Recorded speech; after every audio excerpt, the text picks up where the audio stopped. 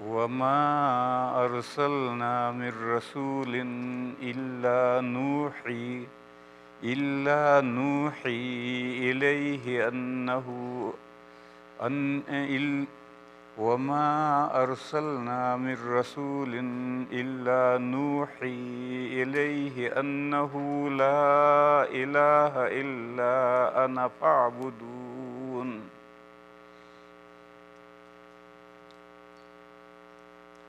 یہ ایک آیت کریمہ ہے، آج نماز میں پڑھی گئی۔ اللہ پاک ارشاد فرماتے ہیں کہ ہم نے جب بھی کوئی رسول بھیجا تو اس کی طرف ہم نے یہ وحی بھیجی کہ میرے سوا کوئی معبود نہیں، لہذا میری ہی عبادت کرو، میری ہی بندگی کرو۔ یہ فرمایا وما ارسلنا من رسول، جب بھی ہم نے کوئی رسول بھیجا۔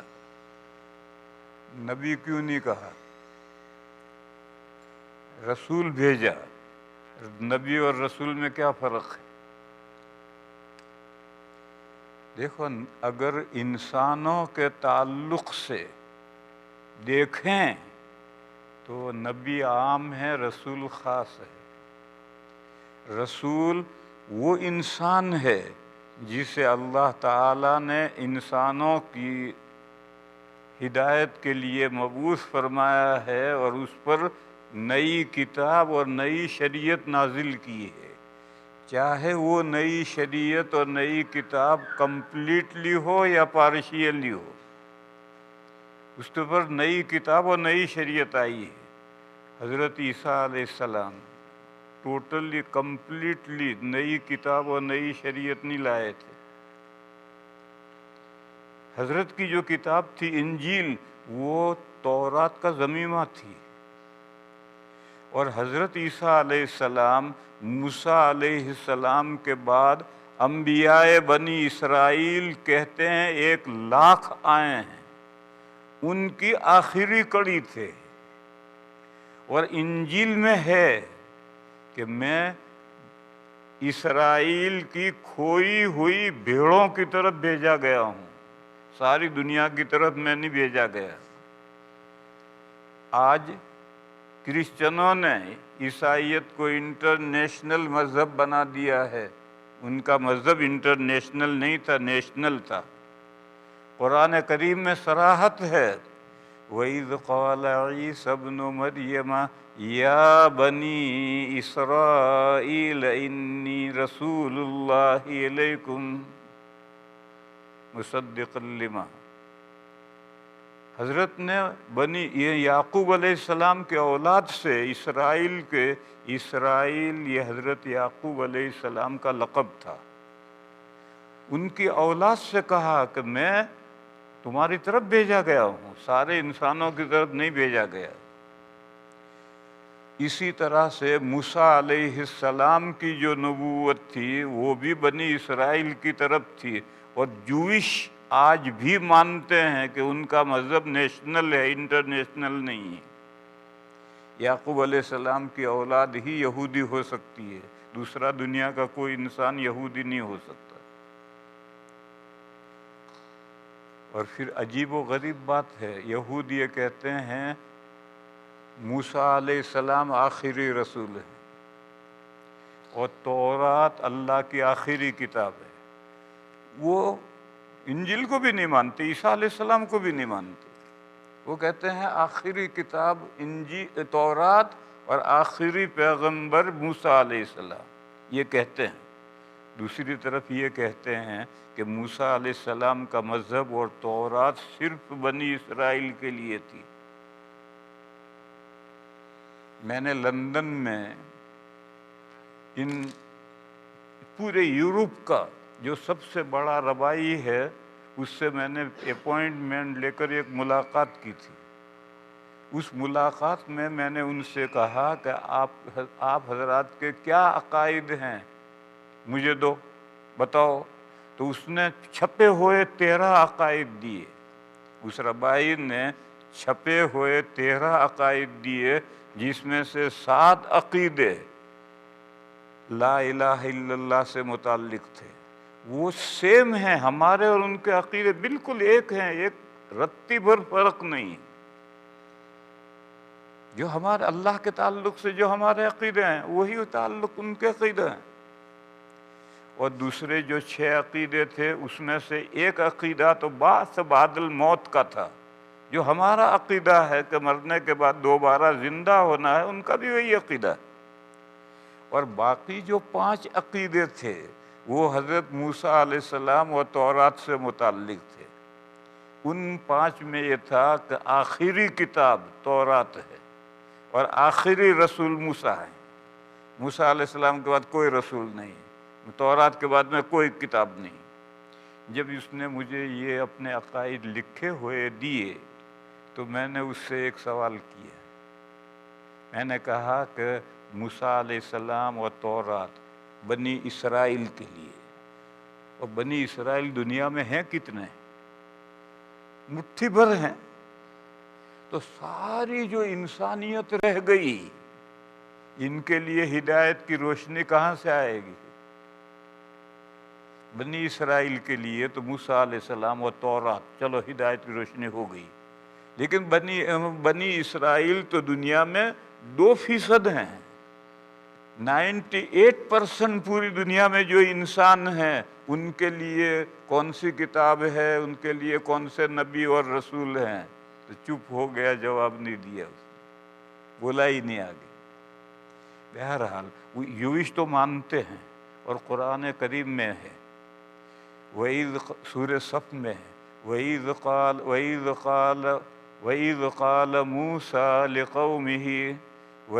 قَالَ مُوسَىٰ لِقَوْمِهِ يَا قَوْمِ لِمَ تُؤْذُونَنِي وَقَدْ تَعْلَمُونَ أَنِّي رَسُولُ اللَّهِ إِلَيْكُمْ۔ تو ہم قرآن میں بھی صراحت ہے کہ یہ جوئش کا مذہب نیشنل ہے، اور جوئش آج بھی مانتے ہیں کہ ہمارا مذہب صرف یعقوب کے اولاد کے لیے ہے، تمام انسانوں کے لیے نہیں ہے۔ تورات شریف صرف یعقوب کے اولاد کے لیے ہے، تمام انسانوں کے لیے نہیں۔ اسی طرح سے عیسیٰ علیہ السلام کا مذہب بھی ان کی قوم کے لیے تھا، قرآن میں ہے، وَإِذْ قَالَ عِيسَى ابْنُ مَرْيَمَ إِنِّي رَسُولُ اللَّهِ إِلَيْكُمْ۔ اور انجیل میں ہے کہ میں اسرائیل کی کھوئی ہوئی بھیڑوں کی طرف بھیجا گیا ہوں۔ بھیڑ جانتے ہو، لیمپ، وہ بال والا بکرا، لیمپ، ایک ریوڑ ہے بہت بڑا، اس میں سے چند بکریاں گم ہو گئی، ریوڑ سے نکل کر کہیں ادھر ادھر بھٹک گئی۔ تو حضرت عیسیٰ علیہ السلام نے فرمایا کہ بنی اسرائیل کی جو یہ بکریاں ادھر ادھر ہو گئی ہیں، میں ان کو ڈھونڈ ڈھونڈ کر کے لاؤں گا، جو ایمان سے نکل گئے ہیں ان کو ایمان میں لانے کے لیے آیا ہوں۔ اور قرآن کریم میں ہے، حضرت نے فرمایا کہ وَلِأُحِلَّ لَكُمْ بَعْضَ الَّذِي حُرِّمَ عَلَيْكُمْ۔ میں اس لیے آیا ہوں، عیسیٰ علیہ السلام نے کہا میں اس لیے آیا ہوں کہ تمہاری شریعت میں بعض چیزیں جو حرام کی گئی تھی، اب میں ان کی حلت کا اعلان کرنے آیا ہوں کہ وہ زمانہ گیا، وہ دور الگ تھا، اب وہ چیزیں حلال ہیں۔ بہرحال چاہے نئی شریعت ٹوٹلی ہو یا پارشلی ہو، بہرحال جس ہستی کو انسانوں کی ہدایت کے لیے مبعوث کیا گیا ہے اور اس کو نئی کتاب اور نئی شریعت دی گئی ہے تو وہ رسول ہے۔ اور اگر اس کو نئی کتاب اور نئی شریعت نہیں دی، بلکہ پہلے کتاب اور پہلے رسول کی جو کتاب اور اس کی تشریح، دعوت، اشاعت، تبلیغ کے لیے وہ مبعوث ہوئے ہیں۔ جیسے کہتے ہیں موسیٰ علیہ السلام کے بعد میں 1,00,000 انبیاء بنی اسرائیل میں مبعوث ہوئے ہیں، ان پر کوئی نئی کتاب نہیں نازل ہوئی، نئی شریعت نازل نہیں ہوئی، وہ اسی تورات شریف کی اور موسیٰ علیہ السلام کی شریعت کی تبلیغ کرتے تھے۔ تو نبی وہ ہے جس کو نئی کتاب نئی شریعت نہیں ملتی، بلکہ پریویس سابقہ شریعت کی تبلیغ اور اشاعت کرتا ہے، اور رسول کو نئی کتاب اور نئی شریعت ملتی ہے۔ لہذا جو بھی رسول ہے وہ نبی ہے، لیکن ہر نبی کے لیے رسول ہونا ضروری نہیں ہے۔ جیسے سمجھو مولوی اور مفتی، تو مفتی مولوی بنے بغیر مفتی نہیں بن سکتا، پہلے مولوی بنے گا تب مفتی بنے گا۔ بس کوئی مفتی مولوی ہوئے بغیر مفتی نہیں بن سکتا، لیکن مولوی مفتی کے بغیر ہو سکتا ہے۔ تو انسانوں کے تعلق سے جب ہم دیکھیں کہ رسول اور نبی میں کیا فرق ہے، تو رسول خاص ہے، نبی عام ہے، اور جو عام ہے وہ عام ہے، رسول بھی نبی ہوتا ہے، اور جو خاص ہے وہ خاص ہے، نبی رسول نہیں ہوتا۔ تو اللہ تعالیٰ نے ارشاد فرمایا وَمَا أَرْسَلْنَا مِن رَسُولٍ، نبی کیوں نہیں کہا؟ نبی کہتے تو عام ہو جاتا ہے۔ دیکھو ہمارے آقا حضرت محمد مصطفیٰ صلی اللہ تعالی علیہ وسلم خاتم المرسلین بھی ہیں اور خاتم النبیین بھی ہیں۔ تو جب نبی عام ہے وہ تمام نبیوں کے آخری کڑی ہیں، تو رسولوں کے بھی خاتم ہوئے، نبیوں کے بھی خاتم ہوئے۔ اس لیے قرآن کریم میں فرمایا وَلَٰكِن رسول اللہ وخاتم النبیین فرمایا، خاتم المرسلین نہیں کہا۔ اگر خاتم المرسلین کہتے تو حضور کے بعد میں کوئی نیا نبی آ سکتا تھا، نیا نبی۔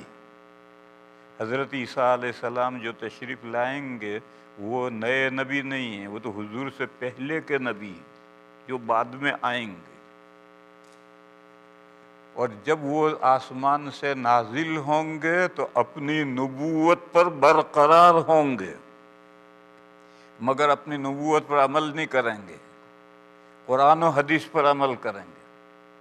اسی لیے قرآن میں 2 جگہ پر یہ آیت آئی ہے یعلمہ الکتاب والحکمت والتوراۃ والانجیل، اللہ ان کو قرآن بھی سکھلائیں گے، حدیثیں بھی سکھلائیں گے، تورات بھی سکھلائیں گے، انجیل بھی سکھلائیں گے۔ تو تورات و قرآن و حدیث اللہ سکھلائیں گے، معلوم ہوا کہ وہ اس پر عمل کریں گے اور لوگوں کی اس کے مطابق رہنمائی کریں گے۔ اور پہلے جب تھے تو اللہ نے تورات اور انجیل سکھلائی تھی، اس کے مطابق رہنمائی کرتے تھے۔ تو وہ نبی آئیں گے لیکن نئے نبی نہیں ہوں گے، وہ تو پرانے نبی ہوں گے جو آئیں گے، اور جب تشریف لائیں گے تو اپنی شریعت پر عمل نہیں کریں گے، قرآن و حدیث پر عمل کریں گے اور اسی پر لوگوں کی رہنمائی کریں گے۔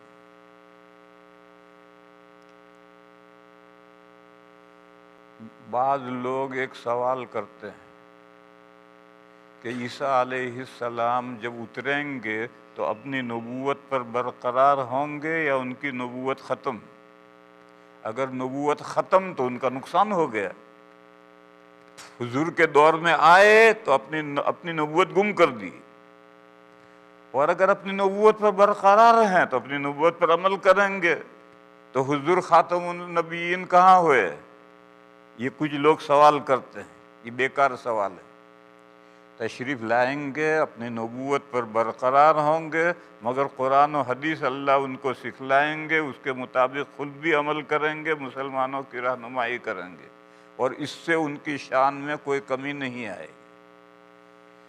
جیسے آپ کا صدر دنیا کے کسی ملک میں گیا، یا ہمارے انڈیا کا وزیر اعظم آپ کے اس ملک میں آیا، تو جتنے دن وہ امریکہ میں رہے گا وہ اپنے ملک کا وزیر اعظم ہے، اس کی عہدہ ختم نہیں ہوا، لیکن وہ وزیر اعظم ہے اپنے ملک کا۔ عیسیٰ علیہ السلام بھی نبوت پر برقرار ہوں گے، مگر ان کی نبوت ان کے زمانے کی، مگر وہ نبوت برقرار ہے۔ مگر جب تک وہ امریکہ میں رہیں گے، امریکہ کے ٹریفک کے قانون کا فالو کرنا پڑے گا۔ ہمارے یہاں رائٹ ہینڈ ٹریفک ہے، آپ کے یہاں لیفٹ ہینڈ ہے، جیسا بھی ہے، ہمارے یہاں کی ٹریفک الگ ہے، آپ کے یہاں ٹریفک الگ ہے، ہمارے یہاں رائٹ ہینڈ ہے، آپ کے یہاں لیفٹ ہینڈ ہے۔ ہندوستان کے وزیر اعظم کو جب تک امریکہ میں رہے گا اس قانون کا فالو کرنا پڑے گا، اس کے خلاف اگر چلے گا تو پولیس ٹکٹ دے گی اسے۔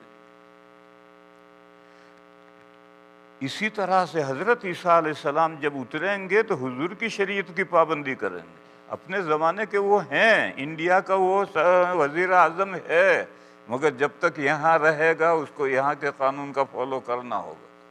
تو اسی طرح سے حضرت عیسیٰ علیہ السلام جب تشریف لائیں گے تو نبوت پر برقرار ہوں گے، مگر ان کی نبوت ان کے زمانے کی نبوت اس پر برقرار ہوں گے، اور جب تک حضور کے پیریڈ میں رہیں گے قرآن و حدیث پر عمل کریں گے، اس کے مطابق مسلمانوں کی رہنمائی کریں گے۔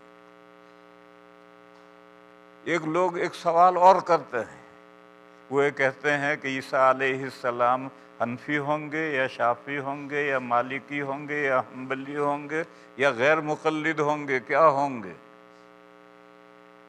اس کا جواب یہ کہ وہ مجتہد ہوں گے، وہ کسی کا فالو نہیں کریں گے۔ جیسے تمام مجتہدین قرآن کریم کو ڈائریکٹ سمجھتے ہیں، اسی طرح سے عیسیٰ علیہ السلام تشریف لائیں گے تو وہ قرآن و حدیث سے وہ مجتہد ہوں گے۔ اللہ نے ان کو پڑھایا، یعلمہ الکتاب والحکمت والتوراۃ والانجیل، اللہ نے پڑھایا۔ تو اللہ کا پڑھایا ہوا وہ بھی مجتہد نہیں بنے گا، پھر کون مجتہد بنے گا؟ حضور کے پڑھائے ہوئے سارے صحابہ مجتہد بن گئے، حضور کے پڑھائے ہوئے سارے صحابہ مجتہد بن گئے، تو اللہ کا پڑھایا ہوا بھی مجتہد نہیں ہوگا، وہ مجتہد ہوں گے۔ اور اگر یہ کہیں کہ فلاں کتاب میں یہ لکھا ہے کہ وہ حنفی ہوں گے تو غلط لکھا، اس کے پاس کوئی دلیل نہیں، وہ مجتہد ہوں گے اور دین کو وہ قرآن و حدیث سے براہ راست اخذ کریں گے۔ وہ اللہ کے پڑھائے ہوئے ہیں۔ قرآن میں 2 جگہ پر یہ آیت ہے کہ اللہ ان کو سکھلائیں گے، قرآن بھی اور حدیث بھی۔ لہذا یہ سوال تو فضول ہے کہ وہ کیا ہوں گے، حنفی ہوں گے، شافعی ہوں گے، مالکی ہوں گے؟ جواب یہ کہ وہ مجتہد ہوں گے، وہ اللہ کے پڑھائے ہوئے ہوں گے اور قرآن و حدیث سے براہ راست شریعت اخذ کریں گے، خود بھی عمل کریں گے اور امت کی بھی رہنمائی کریں گے۔ پھر ایک سوال لوگ اور کرتے ہیں، اور وہ بڑا بھیانک سوال ہے، خطرناک سوال ہے۔ وہ پوچھتے، وہ ایک آج آیت آئی ہے، اس لیے میں یہ سوال نہیں، آج یہ آیت آئی ہے وَمَا أَرْسَلْنَاكَ إِلَّا رَحْمَةً لِّلْعَالَمِينَ، یہ آیت آئی ہے، نہیں بھیجا ہم نے آپ کو مگر سارے جہانوں کے لیے۔ جہان کتنے ہیں کوئی نہیں بتلا سکتا کتنے ہیں۔ جس جہاں میں ہم ہیں اس جہاں کے اندر بھی سینکڑوں ہزاروں جہاں ہیں۔ دیکھو، انسانوں کی دنیا الگ ہے، بھینسوں کی دنیا الگ ہے، گھوڑوں کی دنیا الگ ہے، بکریوں کی دنیا الگ ہے، شیروں کی دنیا الگ ہے، کیڑوں کی دنیا الگ ہے، پتہ نہیں کتنی دنیایں ہیں جو ہماری دنیا کے اندر ہیں، اور ہماری دنیا سے جو باہر ہیں اس کو تو کون بتلا سکتا ہے؟ فرشتوں کی دنیا ہے، حوروں کی دنیا ہے، جہنم کے فرشتوں کی دنیا، یہ سب موجود ہیں۔ یہ نہیں ہے کہ قیامت کو جنت پیدا ہوگی اور جہنم پیدا ہوگی، ایسا نہیں، ابھی سے جنت ہے، جہنم بھی ہے۔ تو سارے جہانوں کے لیے نبی پاک صلی اللہ علیہ وسلم کو رحمت، مرسی بنا کر بھیجا ہے۔ تو وہ یہ سوال کرتے ہیں کہ نبوت رحمت ہے یا زحمت ہے؟ کون بے وقوف ہے جو یہ کہے گا کہ نبوت زحمت ہے؟ اس آیت کی موجودگی میں یہی کہنا پڑے گا کہ نبوت رحمت ہے اللہ کی۔ پھر وہ سوال کریں گے کہ اللہ کی رحمت کو جاری رہنا چاہیے یا اس پر بین لگ جانا چاہیے؟ اب پھنس جائے گا آدمی، کیسے کہے کہ رحمت پر بین لگنا چاہیے، اللہ کی رحمت نہیں چاہیے ہمیں؟ ایسا کون کہے گا؟ یہی کہے گا کہ اللہ کی رحمت کو جاری رہنا چاہیے۔ تو وہ یہ کہے گا کہ پھر حضور کے بعد ہمارا مرزا نبی ہے، اس کو نبی مانو۔ یہاں لا کر پھنسا دے گا۔ تم کیوں کہتے ہو کہ حضور پر نبوت ختم ہو گئی، بیان لگ گئی؟ اللہ کی رحمت کو تو جاری رہنا چاہیے، لہذا ہمارا مرزا جو ایسے نبی ہے اس کو مانو۔ یہاں لا کر مسلمان کو پھنسا دیں گے وہ، سوال جواب کرتے کرتے۔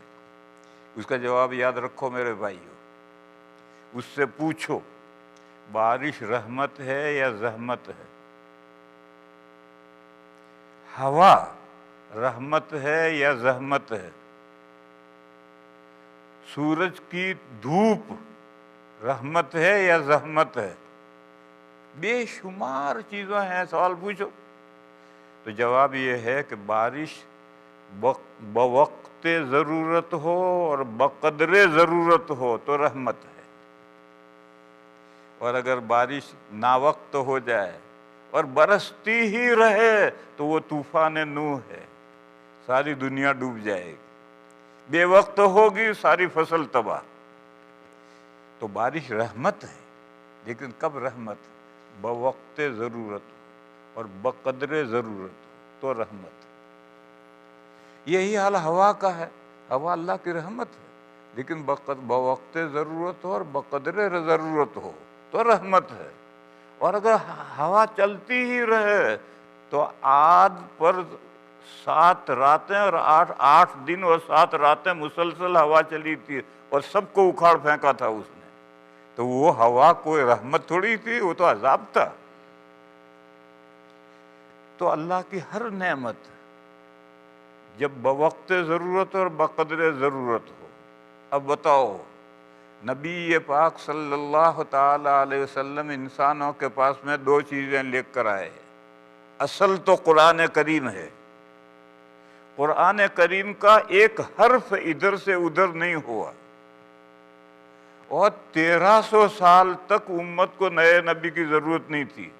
آج بھی وہی قرآن ہے اور قیامت تک وہی قرآن رہے گا، پھر نئے نبی کی کیا ضرورت ہے؟ یہ تو بے ضرورت بارش ہو رہی ہے جو فصل تباہ کرے گی، تو بے ضرورت بارش ہے جو فصل تباہ کرے گی۔ جب قرآن کریم موجود، کوئی یہ کہے کہ حدیثوں میں لوگوں نے گڑبڑ کی ہے، تو حدیثیں شرح ہیں، شرح کو جب متن کے ساتھ ملائیں گے، کمپیر کریں گے، تو خود ہی پتہ چل جائے گا کہ یہ حدیث گڑبڑ ہے۔ لہذا حدیثوں میں لوگوں نے گڑبڑ کی، اس سے کوئی فرق نہیں پڑتا، متن قرآن ہے، ٹیکسٹ قرآن ہے۔ جب وہ اس میں زبر زیر ادھر سے ادھر نہیں ہوا تو کیا ضرورت نئی پیش آئی ہے جو نیا نبی آئے گا؟ نیا نبی آ کر کیا کرے گا؟ دیکھو ایک محل ہے، اس میں پلاسٹر ہوا ہے، بڑا شاندار پلاسٹر پینٹ ہوا ہے۔ اب ایک آدمی تسلا بھر کے مسالہ لے کر، کرنی لے کر آ کر مسالہ مارتا ہے دیوار پر، تو دیوار کو بدنما کرے گا یا خوبصورت کرے گا؟ دیوار تو بدصورت ہو جائے گی، اس پر مسالہ خواہ بے ضرورت مسالہ مارے گا تو دیوار بدصورت ہو جائے گی۔ بس ایسا ہی جو نبی پاک صلی اللہ تعالی علیہ وسلم کی لائی ہوئی شریعت کمپلیٹ مکمل موجود ہے، تو نیا نبی آ کر کیا گل کھلائے گا؟ اوندا ہی مارے گا۔ خیر بات دوسری طرف نکل گئی، میں تو اصل یہ کہہ رہا تھا کہ اللہ نے اس آیت میں فرمایا وَمَا أَرْسَلْنَا مِن رَسُولٍ مِن نَبِيٍّ، کیوں نہیں کہا؟ اس کو سمجھو۔ ابھی میں نے فرق بیان کیا تھا، اس فرق کو اور واضح کرو۔ وہ ہستی جسے ابتداءً غیر مسلمین کی طرف بھیجا گیا، چاہے ٹوٹلی چاہے پارشیلی، وہ رسول ہے، اس کو نئی کتاب ملے گی، نئی شریعت ملے گی۔ جو لوگ ایمان میں آئیں گے وہ مومنین ہوں گے، نہیں آئیں گے وہ کافر ہوں گے، کشمکش ہوگی، اللہ کا عذاب آئے گا۔ دیکھو موسیٰ علیہ السلام اللہ کے رسول تھے، وہ بنی اسرائیل ہی کی طرف نہیں بھیجے، بنی اسرائیل تو مسلمان تھے،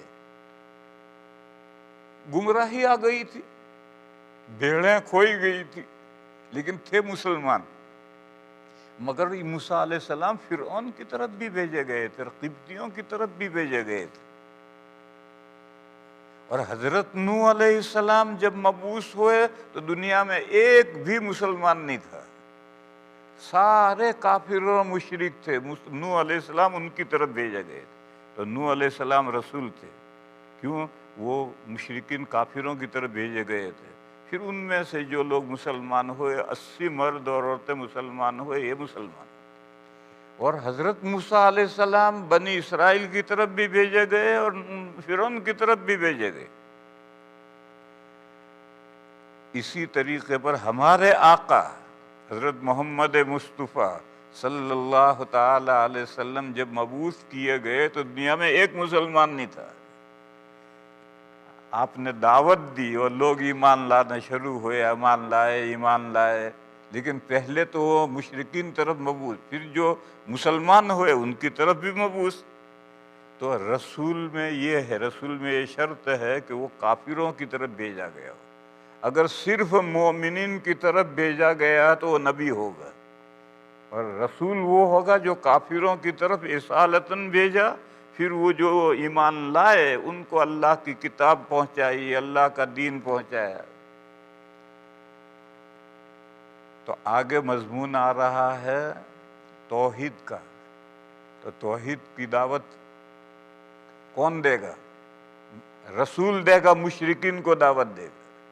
اس لیے نبی نہیں کہا، یہ کہا وما ارسلنا من رسول، ہم نے جب بھی کوئی رسول بھیجا، سب سے پہلے رسول نوح علیہ السلام۔ نوح علیہ السلام سے پہلے انبیاء آتے تھے۔ آدم علیہ السلام بھی نبی تھے، رسول نہیں تھے۔ آدم علیہ السلام کے بعد کہتے ہیں کہ ایک دو نبی اور ہوئے ہیں، حضرت شیش ہیں، حضرت ادریس ہیں یا الیاس ہیں، وہ سب انبیاء تھے، رسول نہیں تھے۔ سب سے پہلے رسول نوح علیہ السلام، اور آخری رسول ہمارے آقا۔ جتنے رسول بھیجے گئے ان کی طرف ایک ہی عقیدہ وحی کیا گیا ہے، لا انہو لا الہ الا انا۔ ان کی طرف یہ وحی کی گئی کہ معبود میں تنہا، میں ہی ہوں معبود، میرے علاوہ کوئی معبود نہیں۔ فاعبدونی، جب میں ہی معبود ہوں تو میری بندگی کرو۔ کسی اور کی بندگی کیسے ہو سکتی؟ جب کوئی معبود ہی نہیں تو میں ہی معبود ہوں، میری بندگی کرو۔ یہاں پھر ایک سوال ہے، ابھی تھا کہ رسول کیوں کہا، نبی کیوں نہیں کہا، وہ سمجھایا میں نے۔ پھر یہاں ایک سوال ہے کہ کلمے کے تو دو جز ہیں، لا الہ الا اللہ، محمد الرسول اللہ، تو محمد الرسول اللہ کا تذکرہ کیوں نہیں؟ یہاں رک کر کے اس مسئلے کو سمجھو۔ کلمے کے دو جز ہیں، اور دونوں جزوں کے مجموعے پر ایمان مرتب ہوتا ہے۔ جو کلمے کے دونوں جز مانتا ہے وہ مومن ہے، اور جو کلمے کے دونوں جز نہیں مانتا یا ایک جز نہیں مانتا تو وہ غیر مسلم ہے، ان بلیور ہے، نن مسلم ہے۔ اور کافر کہو گے تو وہ مائنڈ کرے گا کہ مجھے کافر کہتا، کافر مت کہو۔ ماموں کو ماموں جان کہنے سے کام چل رہا ہے تو باپ کا سالہ کہنے کی کیا ضرورت ہے؟ اس لیے ہمارے ہندوستان کے ہندوؤں کو اگر کفار کہو تو وہ مائنڈ کرتے ہیں۔ تو ہم کفار کافر نہیں کہتے، ہم کہتے ہیں غیر مسلم۔ وہ کہتے ہیں ہاں ہم غیر مسلم ہیں، تو غیر مسلم کو اچھا سمجھتے ہیں تو غیر مسلم کہو۔ لیکن مسلمان وہ ہے جو کلمے کے دونوں اجزاء مانتا ہے، اور جو دونوں اجزاء نہیں مانتا یا ایک نہیں مانتا تو وہ غیر مسلم ہے، کافر ہے۔ یہاں ہمارے اس ملک میں کچھ لوگ یہ کہتے ہیں کہ یہود و نصارہ کافر کہاں ہیں، وہ تو اللہ کو مانتے ہیں، ایک اللہ کو مانتے ہیں۔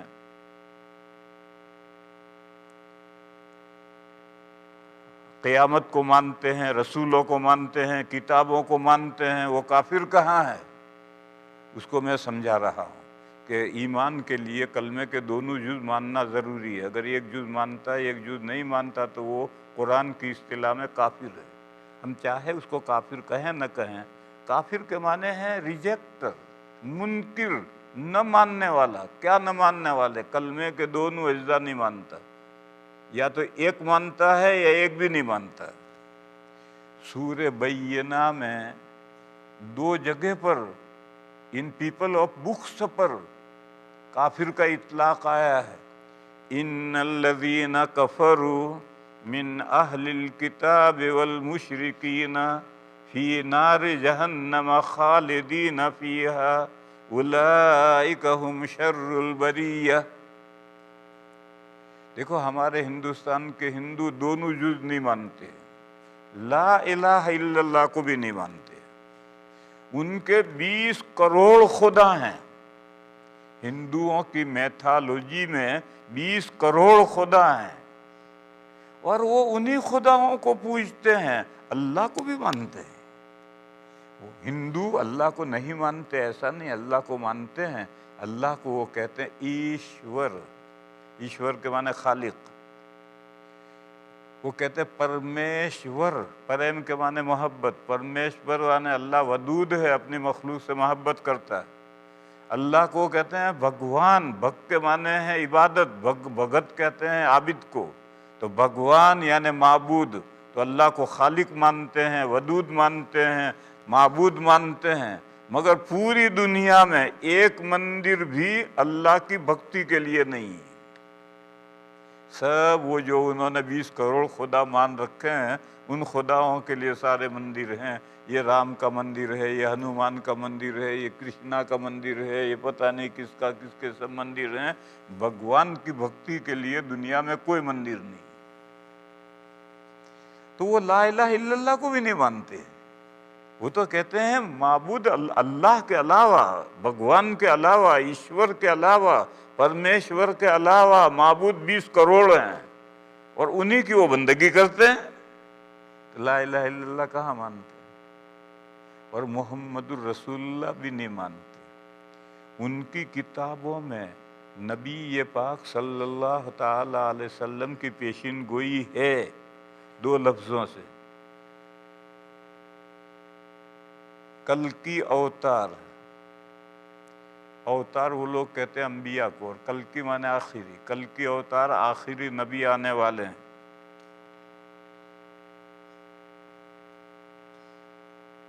اور دوسرا پیشین گوئی ہے نراشیش۔ نراشیش، نراشیش کے معنی ہے تعریف کیا ہوا ستودہ، ساری دنیا نے جس کی تعریف کی ہو۔ یہ محمد کے ہم معنی ہے، تو ان کی کتابوں میں یہ ہیں، مگر وہ انتظار میں ہیں کہ ہندوؤں میں نراشیش نام کا کوئی اوتار پیدا ہوگا، کوئی نبی پیدا ہوگا۔ مکے میں ہو گئے پیدا، محمد بھی پیدا ہو گئے، خاتم النبیین بھی پیدا ہو گئے، وہ اس کو نہیں مانتے، وہ کہتے نہیں ہندوؤں میں پیدا ہوگا۔ جیسے جویش ہیں، جویش وہ عیسیٰ علیہ السلام جو آ کر گئے تو ان کو تو وہ دجال مانتے ہیں، اور وہ کہتے ہیں ہم نے ان کو قتل کر دیا، وہ کہتے ہیں۔ اور وہ عیسیٰ علیہ السلام مسیح ہدایت کے انتظار میں ہیں، پر جب دجال نکلے گا تو یہی جویش بڑھ کر کے اس کا فالو کریں گے۔ تو اسی طرح سے جیسے جویش عیسیٰ علیہ السلام کے انتظار میں ہیں، اور جو عیسیٰ علیہ السلام گئے وہ تو کہا یہ تو دجال تھا، ہم نے اس کو مار ڈالا، سولی دے دی۔ اور حقیقی دجال کے وہ حقیقی مسیح کے انتظار میں ہیں، چنانچہ دجال نکلے گا تو اس کو وہ حقیقی مسیح سمجھیں گے۔ یہی حال ہندوؤں کا ہے کہ وہ نراشیش کے انتظار میں ہیں، کل کے اوتار کے انتظار میں ہیں۔ حالانکہ نراشیش حضرت محمد مصطفیٰ بھی آ گئے اور خاتم النبیین بھی آ گئے، بس ہندو کلمے کا پہلا جز بھی نہیں مانتے، دوسرا بھی جز نہیں مانتے، لہذا وہ کافر۔ کافر نہ کہنا ہو، کہو غیر مسلم، نن مسلم، ان بلیور، جو لفظ ان کو پسند ہے وہ استعمال کرو، مگر ہیں وہ کافر۔ کافر کے معنی بس سادہ سے ہیں، کافر کے معنی نہ ماننے والا، کلمے کے دونوں جز نہ ماننے والا۔ اور یہ جو جویش ہیں وہ کلمے کا پہلا جز مانتے ہیں، لا الہ الا اللہ، اس کو مانتے ہیں، اور میں نے بتلایا تھا کہ اس نے مجھے جو اپنے عقیدے لکھ کر دیے تو 7 عقیدے جو اللہ تعالیٰ سے تعلق رکھتے تھے اس میں ہمارے اور ان کے درمیان میں کوئی فرق نہیں، لیکن محمد الرسول اللہ کو وہ نہیں مانتے۔ محمد الرسول اللہ کا نمبر تو بعد میں آئے گا، وہ عیسیٰ رسول اللہ کو بھی نہیں مانتے۔ تو جب جویش عیسیٰ رسول اللہ کو نہیں مانتے، محمد الرسول اللہ کو نہیں مانتے، تو ایک کلمے کا ایک جز ماننے سے مسلمان نہیں ہوتا ہے، کلمے کے دونوں جز مانے گا تب مسلمان ہوگا۔ یہی حال کرسچنوں کا ہے، وہ لا الہ الا اللہ کو مانتے ہیں، تمام عیسائی، تمہارے سب ڈالر پر بلکہ سینٹ پر بھی لکھا ہے وی ٹرسٹ ان گاڈ، یہی تو مطلب ہے توکلت علی اللہ، تو اللہ کو مانتے ہیں۔ لیکن محمد رسول اللہ کو نہیں مانتے، وہ کہتے ہیں آخری رسول عیسیٰ علیہ السلام ہیں اور آخری کتاب انجیل ہے، اور پھر عیسیٰ علیہ السلام کے بعد میں ان کے حواریوں نے، خاص طور پر پولس نے، عیسائیت کو انٹرنیشنل کر دیا، پورے دنیا کے لیے مذہب کر دیا، جبکہ عیسائیت نیشنل تھا، انٹرنیشنل نہیں تھا۔ ان کے حواریوں نے اور پولس نے اس کو انٹرنیشنل کیا۔ خیر وہ ان کا اپنا مسئلہ ہے۔ وہ عیسیٰ علیہ السلام کو اور انجیل کو آخری رسول، آخری کتاب مانتے ہیں، وہ اس کے بعد محمد رسول اللہ کو مانتے ہی نہیں۔ تو جب کلمے کا وہ ایک جز مانتے ہیں، دوسرا جز نہیں مانتے، تو مسلمان کہاں ہوئے؟ مسلمان ہونے کے لیے ضروری ہے کہ کلمے کے دونوں جز مانتا ہو، لا الہ الا اللہ کو بھی مانتا ہو، محمد الرسول اللہ کو بھی مانتا ہو۔ اگر دونوں جز نہیں مانتا یا ایک جز نہیں مانتا تو وہ کافر ہے، یعنی ان بلیور ہے۔ اب سمجھو، یہ جو کلمے کا دوسرا جز ہے یہ چینجیبل ہے۔ نوح علیہ السلام کے زمانے میں کلمہ کیا تھا؟ لا الہ الا اللہ نوح الرسول اللہ۔ پھر ابراہیم علیہ السلام کا زمانہ آیا تو کلمہ بدلا، لیکن دوسرا جز بدلے گا، وہ چینجیبل ہے، پہلا جز نہیں بدلے گا۔ لا الہ الا اللہ ابراہیم رسول اللہ۔ اسی طرح موسیٰ علیہ السلام کے زمانے میں دوسرا جز بدلے گا، موسیٰ رسول اللہ۔ عیسیٰ علیہ السلام کے زمانے میں دوسرا جز بدلے گا، عیسیٰ رسول اللہ۔ جب حضور کا دور آیا تو دوسرا جز بدلا، محمد الرسول اللہ۔ لیکن اوپر سے جب نیچے اتریں گے اور کلمے کا دوسرا جز بنے گا تو مقدم اور مؤخر سب اس میں انکلوڈ ہونے چاہیے۔ اگر وہ مقدم کسی نبی کا انکار ہے یا آئندہ آنے والے کسی نبی کا انکار ہے تو وہ دوسرا جز نہیں ہوا۔ موسیٰ رسول اللہ کو ماننے میں یہ ضروری ہے کہ موسیٰ علیہ السلام سے پہلے جتنے انبیاء رسول گزرے سب کو مانو، اور بعد میں جتنے حضور تک آنے والے ہیں سب کو مانو، تب موسیٰ رسول اللہ پر ایمان ہے، ورنہ موسیٰ رسول اللہ ایسی مونگ پھلی ہے جس میں گری ہے ہی نہیں، پچھلے کو کرو اندر گری نہیں۔ بہرحال اس میں یہ سمجھا رہا تھا کہ کلمے کا جو دوسرا جز ہے وہ چینجیبل ہے، اس لیے اس کا تذکرہ چھوڑ دیا، باقی دوسرے جز کے بغیر ایمان نہیں ہوتا۔ فرمایا وما ارسلنا من رسول الا نوحی الیہ انہ لا الہ الا انا۔ ہمیشہ میں نے یہ وحی بھیجی ہے کہ معبود میں ہی ہوں، میرے علاوہ کوئی معبود نہیں۔ فاعبدونی، لہذا میری بندگی کرو۔ کیسے بندگی کریں گے؟ اللہ کی، اللہ کی بندگی، وہ جو کلمے کا دوسرا جز ہے وہ اللہ کا میسنجر ہے، وہ اللہ کے یہاں سے پیغام لائے گا، اور وہ جو پیغام لائے گا اور اللہ کی بندگی کرنے کا طریقہ بتائے گا، اس طریقے پر اللہ کی بندگی کرنی۔ پھر میرے بھائیو ایک دوسرا مضمون سمجھو، ہمارا کلمہ ہے لا الہ الا اللہ محمد الرسول اللہ، یہ دونوں کلوز ہیں مگر سیپریٹ ہیں۔ یہ دونوں جز کلوز ہیں، بیچ میں واو عاطفہ نہیں ہے۔ واو عاطفہ ہوتا ہے تو من وجہ مغایرت، من وجہ اتحاد ہوتا ہے، یہاں واو نہیں ہے، اس لیے دونوں اجزاء کلوز ہیں، مگر سیپریٹ ہیں۔ بس پہلے جز میں دوسرے کو نہیں گھسانا، دوسرے میں پہلے کو نہیں گھسانا، دونوں کو الگ الگ رکھنا ہے، سیپریٹ رکھنا ہے۔ دیکھو ہمارے یہ کرسچن بھائی جو ہیں، انہوں نے دوسرے جز کو پہلے جز میں گھسایا، وہ بھی لا الہ الا اللہ کے قائل ہیں، اور عیسیٰ رسول اللہ بھی کہتے ہیں، مگر عیسیٰ رسول اللہ کو پہلے جز میں گھسایا اور کہا عیسیٰ اللہ کے بیٹے تھے۔ تو جب اللہ کے بیٹے تھے تو وہ معبود ہو گئے، جب اللہ معبود ہے تو ان کا بیٹا بھی معبود۔ تو پہلا جز تھا کہ لا الہ الا اللہ، اللہ کے علاوہ کوئی معبود نہیں، انہوں نے دوسرے جز کو پہلے جز میں گھسایا اور کہا کہ عیسیٰ علیہ السلام بھی اللہ کے بیٹے تھے۔ ایسا نہیں کرنا، دوسرے جز کو پہلے جز میں نہیں گھسانا، پہلا جز رہے گا۔ پھر دونوں اجزاء کلوز ہیں، ان کو سیپریٹ بھی نہیں کرنا۔ یہ جوئش ہیں، انہوں نے اپنے دو کلموں کے دوسرے جز کو سیپریٹ کر دیا۔ کئی سال پہلے کا قصہ ہے، برطانیہ میں ایک سینیگوگ میں یہودیوں سے اپوائنٹمنٹ لے کر ان کی نماز دیکھنے گیا کہ وہ نماز کیسے پڑھتے ہیں۔ میں نے ان کی سب کی ان کا جا کے اجازت لے کر دیکھا ہے کہ ان کی نماز کس طرح ہے۔ انہوں نے نماز پڑھی، ہمارے لیے کرسیاں ڈال دی تھی، 4 آدمی ہم گئے تھے، میں بٹھایا، انہوں نے نماز پڑھی، ہم نے سب دیکھی۔ پھر اس کے بعد میں نماز پڑھ کر کے وہ کچھ روٹی شراب کھانے پینے لگے۔ ہم تو روزے تھے رمضان میں، انہوں نے ہمیں بھی پیشکش کی، ہم نے کہا بھائی ہمارے فاسٹ ہے، تو انہوں نے کہا سوری، ہمیں آپ کو پیشکش نہیں کرنی چاہیے تھی۔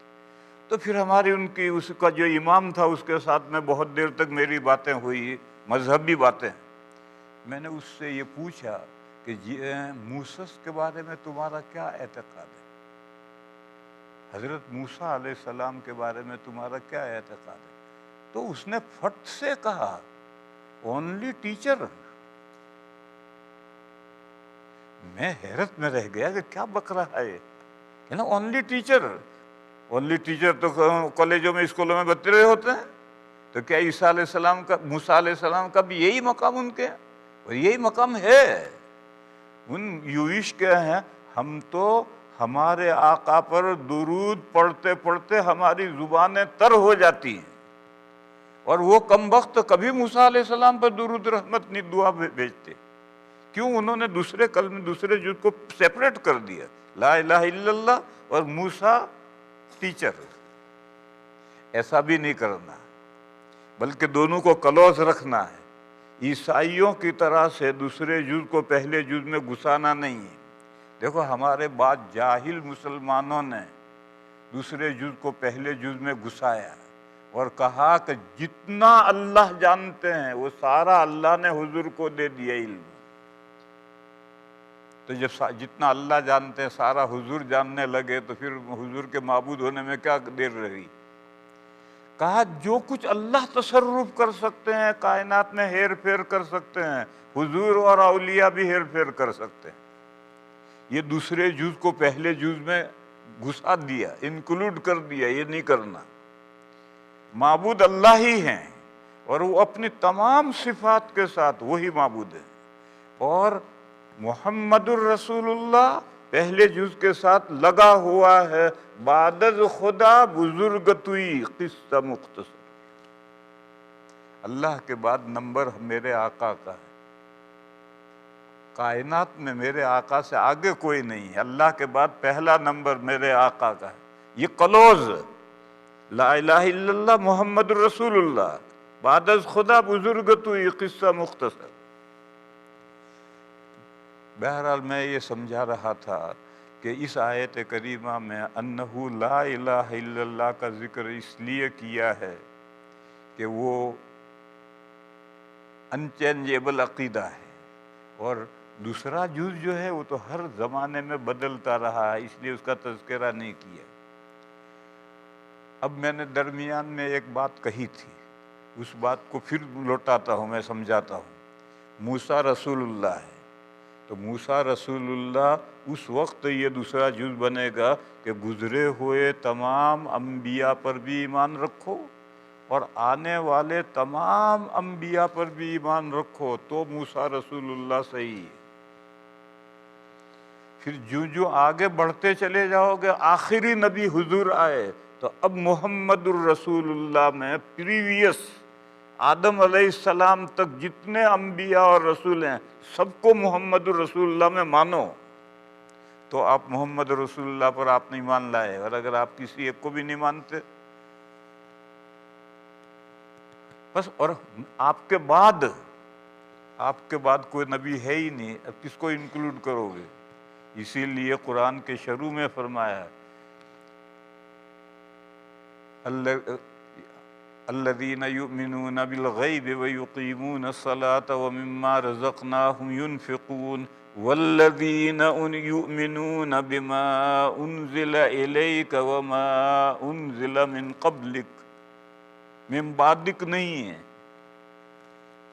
وہ لوگ متقی اور مومن اور پرہیزگار وہ بندے ہیں جو اس کتاب پر ایمان لاتے ہیں جو آپ کی طرف اتاری گئی اور جو کتابیں آپ سے پہلے اتاری گئی، ان کا تذکرہ کیا۔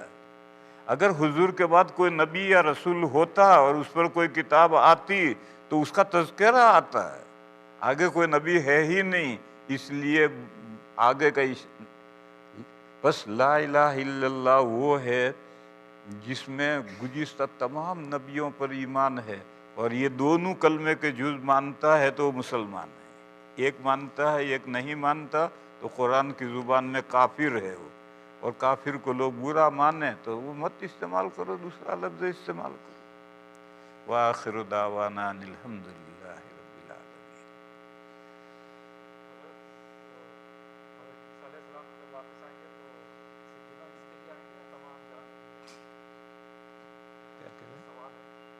میں اونچا سنتا ہوں، ذرا اونچا اس سے زور سے بولو، میں اونچا سنتا ہوں۔ واپس آئیں گے نہیں، آسمان سے اتریں گے یہ کہو، واپس آئیں گے مت کہو۔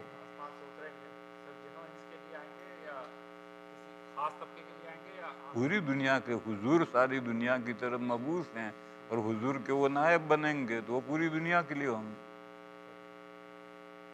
وہ تو حضور کی نیابت کریں گے، اپنی نبوت پر نہیں ہوں گے۔ کیا بینک یا انشورنس یا کریڈٹ کارڈ کمپنی میں آئی ٹی یا کمپیوٹر کی نوکری کرنا جائز ہے؟ ایسی نوکری میں براہ راست سود کا لین دین نہیں ہوگا۔ چاہے سود کا لین براہ راست نہیں ہوتا، لیکن انوالو تو آپ اس کمپنی میں ہو رہے ہیں، اس کمپنی میں آپ جھاڑو لگائیں گے، دربانی کریں گے، تو ابھی اس کمپنی میں آپ انوالو تو ہو رہے۔ اس لیے ایسی صورت میں فتویٰ یہ ہے کہ اگر کسی کا بینک میں جاب ہے تو ابھی نہ چھوڑے، سملر یا اس سے بیٹر جاب کام ڈھونڈے، جب وہ مل جائے تو اسے چھوڑے۔ فتویٰ یہ ہے ان تینوں کا، انشورنس، کریڈٹ کارڈ میں تو کیا ہوتا ہوگا، وہ تو کریڈٹ کارڈ میں کچھ نہیں ہے، تو خواہ اس کو جوڑا ہے۔ بینک اور انشورنس دو بینک الگ ہے، انشورنس کمپنی۔ یہ جو بینک ہے یہی کریڈٹ کارڈ جاری کرتی ہے، کریڈٹ کارڈ کوئی الگ تھوڑے ہوتا ہے۔ لہٰذا ان دونوں میں فتویٰ یہ ہے کہ اگر کوئی اولاً تو ان میں جاب نہیں لینا چاہیے، ملازمت نہیں کرنی چاہیے، لیکن کر لی کسی بندے نے تو پھر فتویٰ یہ ہے کہ مناسب اس کے سملر یا اس سے بیٹر جاب ڈھونڈ کر کے پھر اس کو چھوڑے، اس سے پہلے نہ چھوڑے۔ آدمی اگر گھر کے کاموں میں بیوی کا ہاتھ بٹائے تو اس کی کیا فضیلت ہے؟ حدیث کی روشنی میں کوئی فضیلت نہیں ہے بھائی۔ حدیث شریف تو صرف یہ ہے، حضرت عائشہ صدیقہ رضی اللہ تعالی عنہا سے کسی نے طالب علموں نے پوچھا، حضرت عائشہ پڑھاتی تھی، طلبہ پردے کے پیچھے سے پڑھتے تھے، تو کسی نے پوچھا کہ نبی پاک صلی اللہ تعالی علیہ وسلم جب گھر میں ہوتے تھے تو کیا کرتے تھے؟ باہر ہوتے تھے وہ تو ہمیں معلوم ہے کہ کیا کرتے تھے، ان گھر میں ہوتے تھے تو کیا کرتے؟ تو صدیقہ نے فرمایا کان فی محنت اہلہ، اپنی فیملی کے کاموں میں حصے دار بنتے تھے، جو فیملی کر رہی ان کے کاموں میں ہاتھ بٹاتے تھے، بس اتنی حدیث ہے، اس سے آگے کچھ نہیں۔ لہذا شوہر کو بیوی کے کاموں میں ہاتھ بٹانا چاہیے۔ ہمارے آقا جب گھر میں ہوتے تھے تو گھر والوں کے کاموں میں شریک ہوتے تھے، ہاتھ بٹاتے تھے، شوہر کو بھی ہاتھ بٹانا چاہیے۔ اس سے زیادہ کوئی فضیلت نہیں ہے۔ کیا سید لوگ اپنے خاندان والے سید رشتہ دار کو صدقہ دے سکتے ہیں؟ دے سکتے ہیں۔ اب فتویٰ یہ ہے کہ سادات کو بھی زکوٰۃ دے سکتے ہیں، زکوٰۃ دے سکتے ہیں تو صدقہ بھی دے سکتے ہیں۔ پہلے جب اسلامی حکومت تھی تو اسلامی حکومت کے پاس مال غنیمت ہوتا تھا، اور مال غنیمت کا 5واں حصہ الگ ہوتا تھا، اس کا 5واں حصہ سادات کے لیے تھا۔ اب دنیا میں کہیں اسلامی حکومت رہی نہیں، اب تو جہاں ہیں مسلمانوں کی حکومتیں، اب دنیا میں مسلمانوں کی حکومتیں ہیں، اسلامی حکومت کہیں نہیں ہے۔ بس وہ مال غنیمت بھی نہیں ہے، وہ 5واں حصہ جو ان کو ملتا تھا وہ بھی نہیں ہے۔ اس لیے اس زمانے میں فتویٰ یہ ہے کہ سادات کو زکوٰۃ دے سکتے ہیں، لیکن پھر میں ایک بڑھا رہا ہوں، اگر کوئی سید ایسا ہے کہ وہ زکوٰۃ جیسا میلا مال قبول نہیں کرتا تو اس کو دھوکے میں رکھ کر ہدیہ کہہ کر کے زکوٰۃ نہیں دینی چاہیے۔ اس کو بتاؤ کہ دیکھو بھئی زکوٰۃ کی رقم ہے، وہ تیار ہے لینے تو جائز دے سکتے ہیں، اور اگر وہ نہ لے تو کسی اور کو دو۔ اسی طریقے سے جو غریب ہوتے ہیں غیر سید، ان میں بھی 2 طرح کے لوگ ہوتے ہیں، بعض لوگ بھوکا رہنا پسند کریں گے، زکوٰۃ نہیں لیں گے، ان کو بھی دھوکے میں رکھ کر ہدیہ کہہ کر نہیں دینا چاہیے، ان کو بتاؤ۔ اور وہ بندہ جو ہر طرح کا مال قبول کر لیتا ہے اس کو بتانا ضروری نہیں ہے، آپ ہدیہ کہہ کر کے بھی زکوٰۃ دے سکتے ہیں اگر وہ زکوٰۃ کا مصرف ہو۔ ہم نے اپنے رشتہ دار کو گھر خریدنے کے لیے قرضہ دیا تھا، ہم اس کی زکوٰۃ بھی ادا کر رہے ہیں، اور ان لوگوں کے لیے قرضہ اتارنا مشکل ہو رہا ہے، تو کیا ہم زکوٰۃ یا صدقہ ان کو دے سکتے ہیں؟ دے سکتے ہیں، لیکن آپ مجرا نہیں کر سکتے،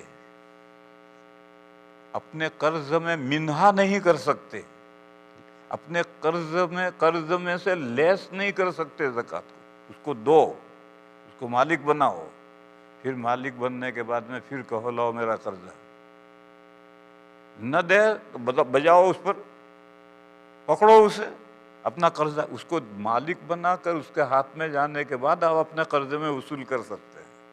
لیکن آپ نے جمع خرچ کر لیا گھر میں بیٹھ کر کہ میری $100 زکوٰۃ نکلی، وہ قرضے میں سے میں نے 100 لیس کر دیا، ایسا نہیں کر سکتے۔ زکوٰۃ غریب کے ہاتھ میں جانی، مالک بنانا ضروری ہے، بس اگر وہ قرضہ ادا نہیں کر سکتا تو اس کو زکوٰۃ دو، پھر اس سے واپس لو، اپنے قرضے میں واپس لو۔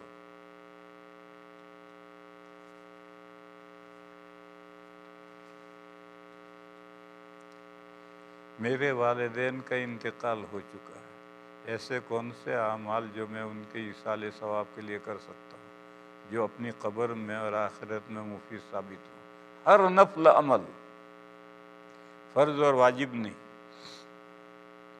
فرض اور واجب کا ایصال ثواب نہیں ہوتا ہے، ہر نفل عمل، چاہے وہ مالی عبادت ہو چاہے بدنی عبادت ہو، قرآن پڑھنا ہو، نفل نماز پڑھنا ہو، نفل روزہ رکھنا ہو، نفل حج کرنا ہو، نفل خیرات کرنا ہو، فرض اور واجب کا ایصال ثواب نہیں کر سکتے۔ وہ ایصال ثواب کرو گے تمہارے پاس کیا رہے گا؟ اور نفل عبادت چاہے کوئی ہو، بدنی ہو، مالی ہو، نفل عبادت کر کے اس کا ثواب مرحوم کو پہنچاؤ، اس کا نفع پہنچے گا ان کو۔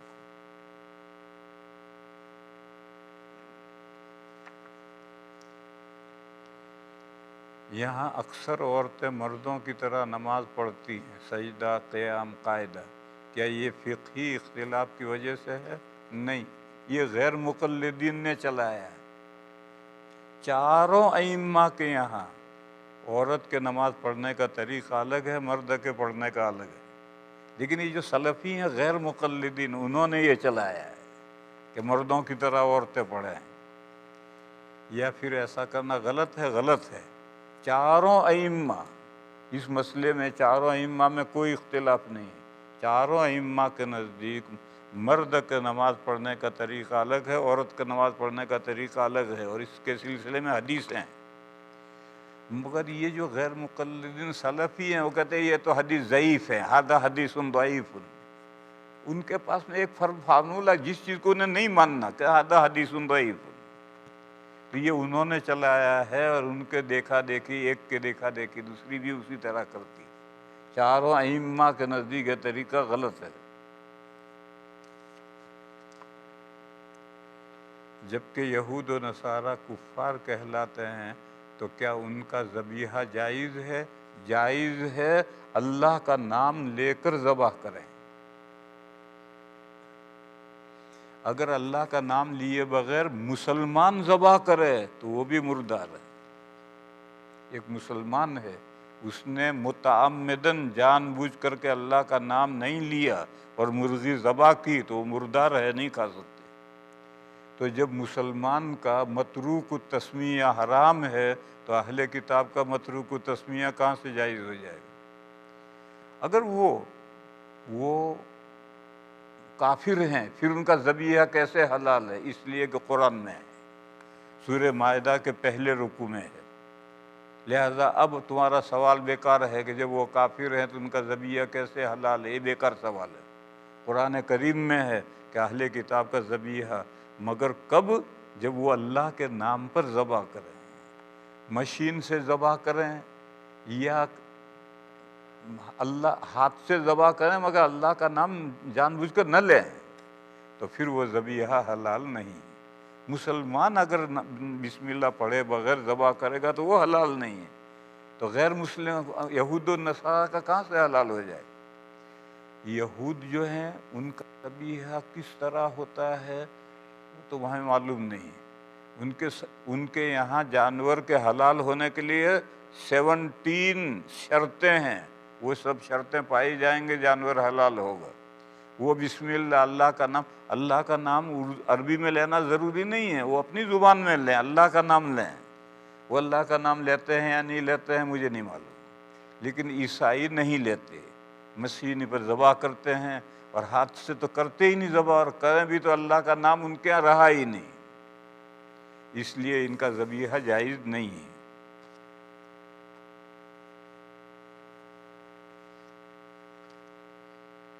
اس ملک میں دینی تعلیم کو عام کرنے کے لیے کیا کرنا چاہیے؟ ٹوپی پہننی چاہیے۔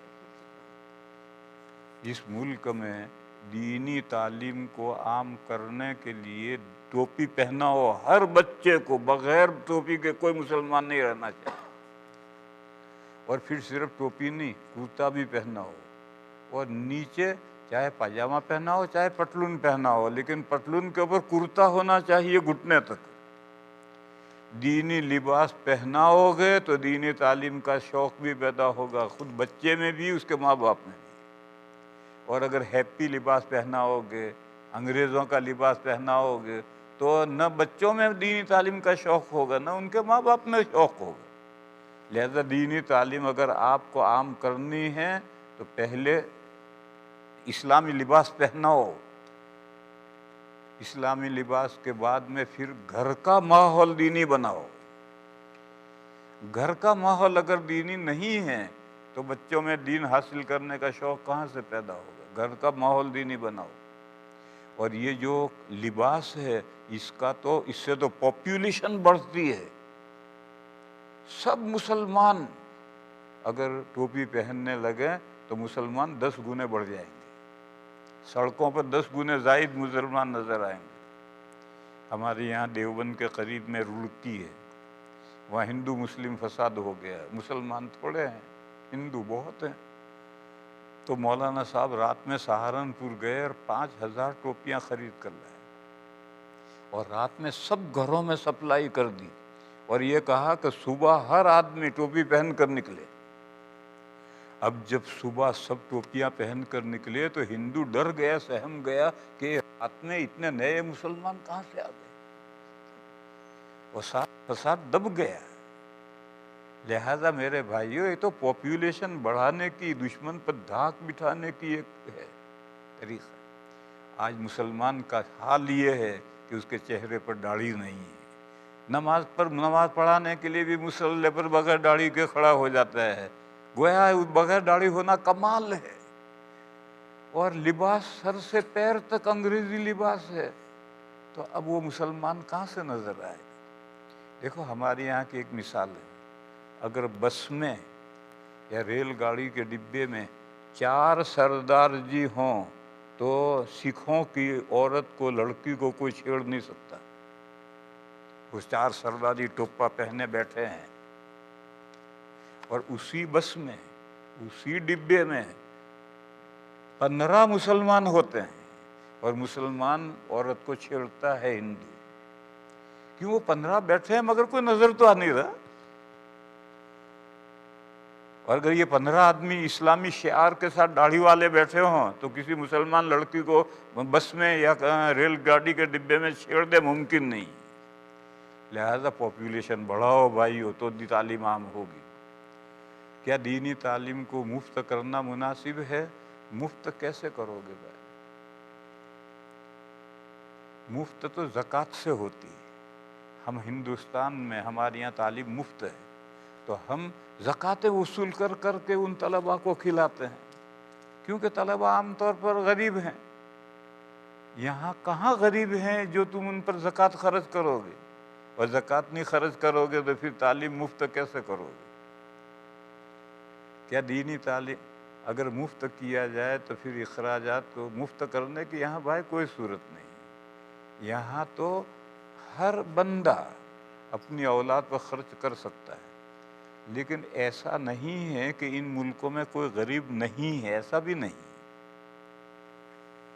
لہذا جو بھی بڑا مدرسہ، چھوٹے مدرسے میں تو چھوٹے بچے ہیں، اس میں تو ماں باپ اس کا خرچہ دیں گے، لیکن بڑے مدرسے میں 7-8 سال تک عربی تعلیم حاصل کرنی ہے، اور اگر کوئی شخص ایسا ہے کہ اس کا باپ کہتا ہے میں فیس نہیں دے سکتا ہوں، تو زکوٰۃ لے سکتا ہے؟ کہاں لے سکتا ہوں، تو اس کو زکوٰۃ دو اور وہ بچے کی فیس میں دے۔ ایسا ہر دارالعلوم میں فنڈ رہتا ہے کہ اگر کوئی بچے غریب ہوں اور بالغ ہوں تو باپ کو نہیں دینا، وہ بالغ ہے اس پر خرچ کرنا ہے، اور نابالغ ہے تو اس کے باپ کو دینا ہے، وہ اس میں دے گا، مگر وہ کہے کہ میں زکوٰۃ کا حقدار ہوں تو دیں گے اس کو اس فنڈ میں سے۔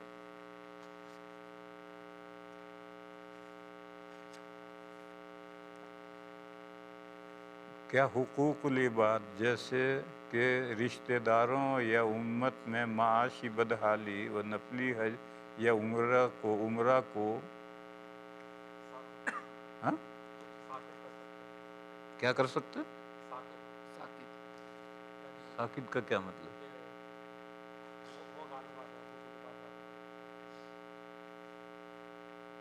میں نہیں سمجھا کیا کہہ رہا ہے۔ دیکھو میں پھر سے کہہ رہا ہوں، کیا حقوق العباد جیسے حقوق العباد بتاتا ہے، جیسے کہ رشتہ داروں یا امت میں معاشی بدحالی و نفلی حج یا عمرہ کو ساکت کر سکتے ہیں؟ یہ تو محمل سوال ہے۔ ساکت کس چیز کو ساکت کر رہا ہے؟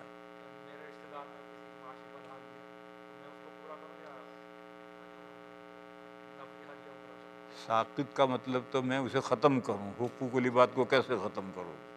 آپ کو لکھنا نہیں آیا ہے، پھر زبانی کہو، لکھا ہوا کا اعتبار نہیں۔ ایک مثال دو، بہت ساری مثالیں جمع مت کرو۔ ایک رشتہ دار ہے، بولو آگے۔ وہ رشتہ دار ہے، غریب ہے، آپ کو پہلے حج کرنا چاہیے یا اس کی مدد کرنی چاہیے؟ اس کی مدد کرنی چاہیے۔ فرائض اور واجبات پہلے، اور اس کے بعد پھر غریبوں کی مدد مقدم ہے۔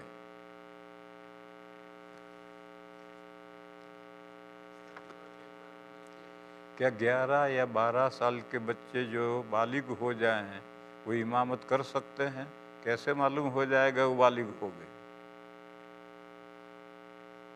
وہ بچہ کہتا ہے میں بالغ ہو گیا، وہ سمجھتا تو کچھ ہے نہیں کہ بالغ ہونا کہتے کس کے۔ لہذا 15 سال چاند کے حساب سے 15 سال جب ہوں تب ان کو مصلی پر کھڑا کرو، اس سے پہلے نہیں۔ اس سے پہلے وہ بچہ کہتا ہے کہ میں بالغ ہو گیا، وہ بالغ ہونے کو سمجھتا تو ہے نہیں، پر کہتا میں بالغ ہو گیا۔ ہاں، اس کی شادی کر دو اور اس کی بیوی حاملہ ہو جائے تو اب وہ بالغ ہو گیا پکا۔ اس کے بغیر کیسے مانو گے؟ کیا 13 سال کے حافظ بچے جو بالغ نہ ہوں تراویح کی نماز پڑھا سکتے ہیں؟ نہیں پڑھا سکتے۔ جو بچے نابالغ ہیں ان پر نماز فرض نہیں، پیچھے مقتدی بالغ ہے ان پر نماز فرض ہے، تو وہ نفل میں اس کی ضعیف ہے، اس کا قوی ہے۔ نابالغ اگر نماز نفل شروع کر کے توڑ دے تو قضا واجب نہیں، اور بالغ نفل شروع کر کے توڑے گا تو قضا واجب ہے۔ بس مقتدی کی نماز قوی ہے، امام کی ضعیف ہے، اس کی اقتدا نہیں ہو سکتی۔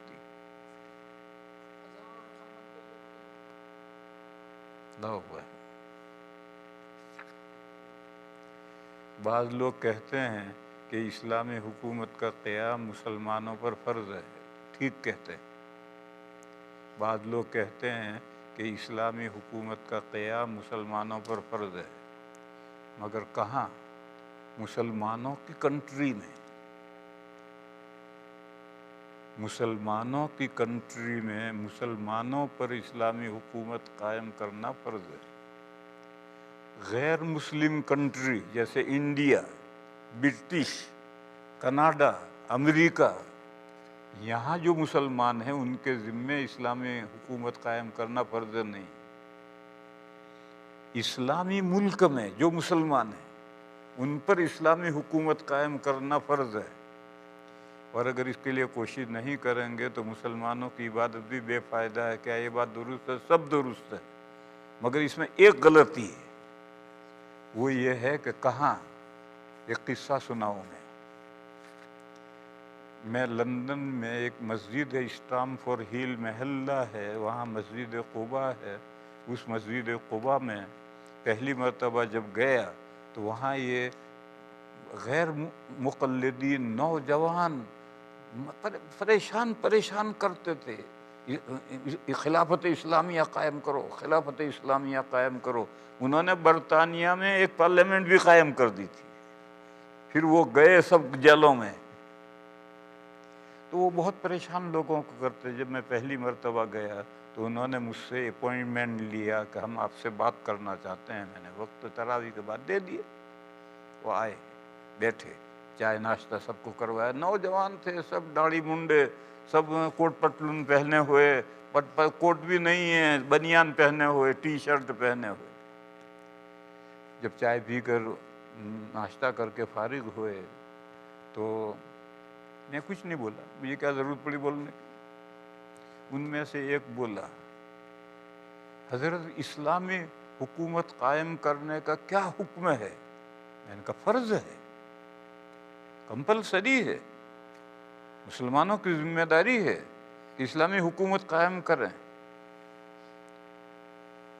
تو وہ خاموش ہو گئے، پھر کہنے لگا پھر آپ ہمارا ساتھ کیوں نہیں دیتے؟ اس نے کہا پھر آپ ہمارا ساتھ کیوں نہیں دیتے؟ میں نے کہا ابھی آپ بیچ میں ایک سوال کود کر کے آگے بڑھ گئے ہیں، پہلے وہ ایک سوال بیچ میں چھوڑ دیا، وہ پوچھو۔ کہنے لگے وہ کیا ہے؟ میں نے کہا پوچھو کہاں اسلامی حکومت قائم کرنا ضروری ہے، کہاں؟ کہاں ہاں ہاں یہ سوال رہ گیا۔ میں نے کہا جہاں پاسبلٹی ہے وہاں جاؤ، مصر میں اسلامی حکومت قائم کرو، جاؤ عراق میں کرو، جاؤ شام میں کرو، جاؤ ترکی میں کرو، جاؤ انڈیا میں، جاؤ پاکستان میں کرو، جاؤ بنگلہ دیش میں کرو۔ کہنے لگے وہاں تو گردن اڑتی ہے۔ تو میں نے کہا پھر اللہ کے بندو، یہ برٹش گورنمنٹ ہے، یہ اسلامی تو ہے نہیں۔ مسلمانوں کو یہاں سکون کا سانس لینے دیا، اب تم یہ دنگے فساد کر کے اپنے مسلمانوں کا جینا حرام کر دو۔ وہ گئے پھر نہیں آئے۔ تو یہ سوال ہے، اسلامی حکومت قائم کرنا فرض ہے، مگر کہاں؟ جہاں پاسبلٹی، وہ مسلمانوں کے ملکوں میں پاسبلٹی ہے وہاں جاؤ اسلامی حکومت قائم کرو، امریکہ میں اور برٹش میں اور کینیڈا میں نہیں۔ یہ تو غیر مسلم کنٹری ہے، یہاں تو مسلمانوں کو سکون کا انہوں نے سانس لینے دیا ہے، یہ کچھ کم ہے؟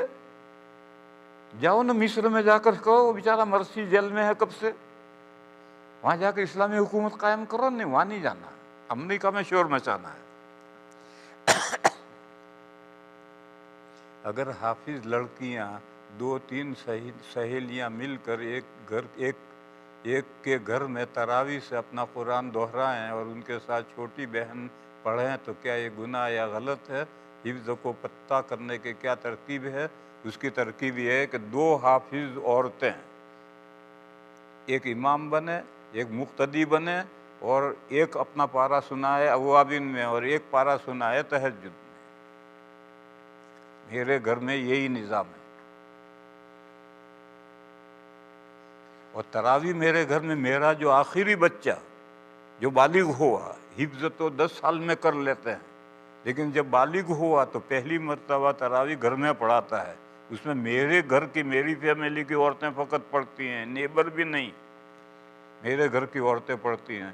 اور جو 2 حافظ ہیں وہ 2، ایک پارہ اپنا اوابین میں سناتی ہے، ایک پارہ تہجد میں سناتی ہے۔ فرض نماز کے اختتام پر اکثر اعلانات شروع ہو جاتے ہیں جس سے دیر سے آنے والے مصلین کو ان کی نماز پوری کرنے میں خلل پڑتا ہے۔ اس سلسلے میں انتظامیہ کا کیا رول ہونا چاہیے؟ یہ پرچہ میرے پاس غلط بھیجا ہے، یہ تو اس انتظامیہ کے پاس بھیجو پرچہ، یہ طریقہ غلط ہے۔ دیکھو، دعا کا اصل جگہ تو ہے قاعدہ اخیرہ، مگر ہم جو قاعدہ اخیرہ میں دعا نہیں کر سکتے، عربی نہیں جانتے، تو جسٹ کلوز دعا کرو، پھر اس کے بعد میں جو اعلانات کرنے ہو کرتے رہو۔ اگر نماز اور دعا کے درمیان میں اعلانات کا فصل ہو گیا تو اب یہ دعا نماز کے ساتھ جوائنٹ نہیں رہی۔ مگر یہاں یہ عجیب طریقہ ہے، عربی لوگ تھوڑے بھاگ جائیں گے دعا کے بعد میں اعلان کرو، کیا پریشانی ہے؟ مگر یہ غلط طریقہ چل پڑا ہے۔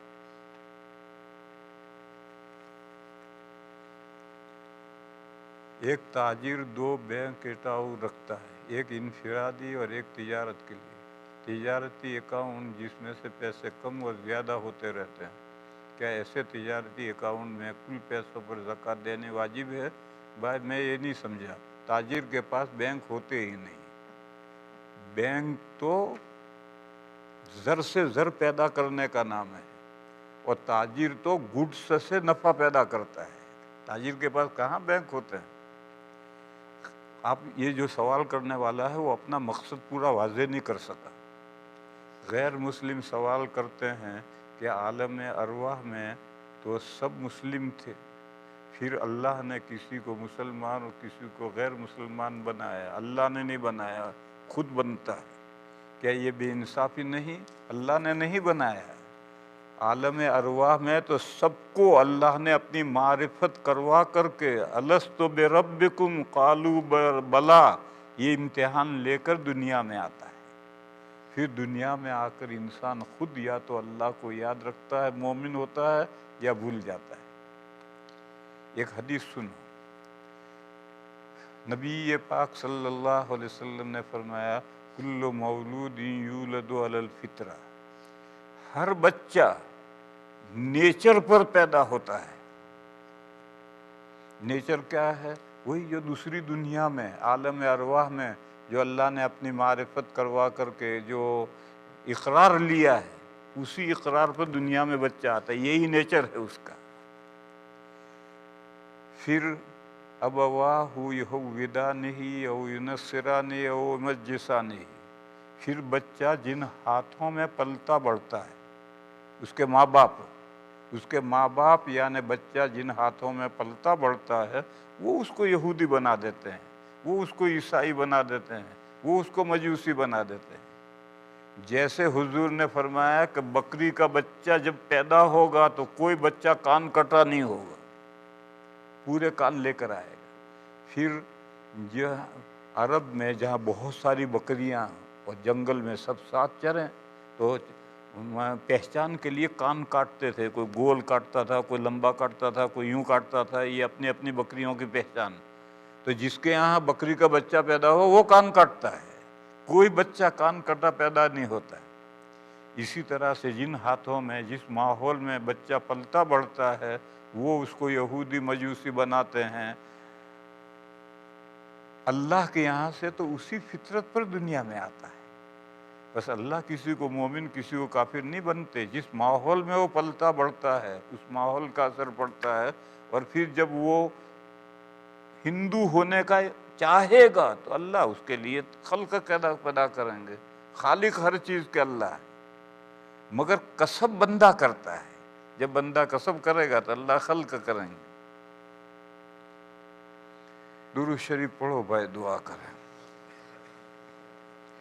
اللہم صلی وسلم وبارک علی سیدنا و مولانا محمد وعلی آل سیدنا و مولانا محمد بعدد من صلی وسلم۔ یا الہ العالمین، ہماری حسنات کو قبول فرما، ہماری تو خطاؤں سے، ہماری لغزشوں سے درگزر فرما۔ یا اللہ ہمیں دنیا میں بھی بھلائی عطا فرما، آخرت میں بھی بھلائی عطا فرما، اور جہنم کے عذاب سے ہماری حفاظت فرما۔ یا اللہ یہ بندے جو تیرے دین کے سیکھنے کے لیے رات گئے تک یہاں بیٹھے ہوئے ہیں، میرے مولا ان کو قبول فرما، ان کو دینی زندگی عطا فرما۔ یا اللہ ہماری سب کی فیملیوں کو راہ راست پر لے آ۔ اے میرے مولا اس ملک کے مدارس، مساجد، معاہد کی حفاظت فرما۔ یا اللہ ہماری مغفرت فرما، ہمارے ماں باپ کی مغفرت فرما، اور تمام مسلمان مردوں کی اور مسلمان عورتوں کی مغفرت فرما۔ سبحان ربک رب العزت عما یصفون، سلام علی المرسلین۔